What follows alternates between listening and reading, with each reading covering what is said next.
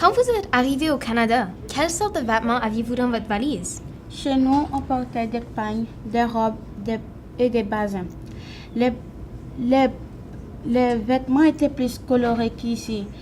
Et il y avait des mélanges entre les vêtements traditionnels et les vêtements modernes.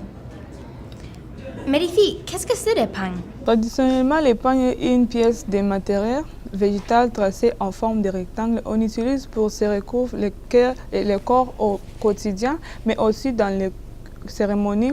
Parfois, on le plie en deux et on la roule autour de nos hanches. Il peut être utilisé pour démontrer le statut social d'une personne. Anciennement, les motifs et les couleurs du pagne avaient une signification. Par exemple, le jaune obtenu par les racines gingembre signifie la fertilité. Aujourd'hui, le pagne sert surtout à exprimer notre culture. On a retrouvé trois sortes, le bogolan, le wax et le wood. Super, c'est vraiment intéressant. Pouvez-vous me parler du basin?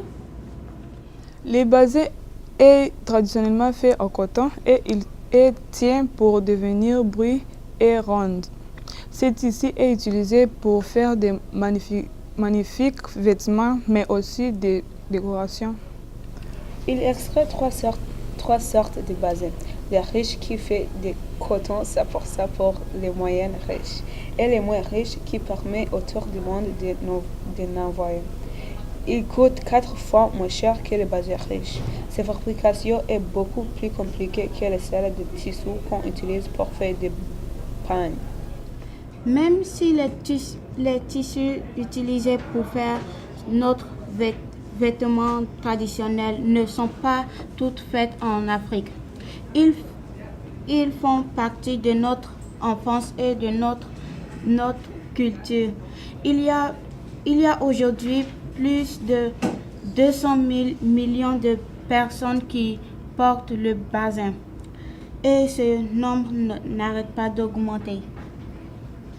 Ok, c'est aussi le vêtement qu'on porte lorsqu'on performe notre danse traditionnelle. Encore aujourd'hui, notre maman la porte. Merci beaucoup de m'avoir parlé de ceci. Pas de problème. Merci.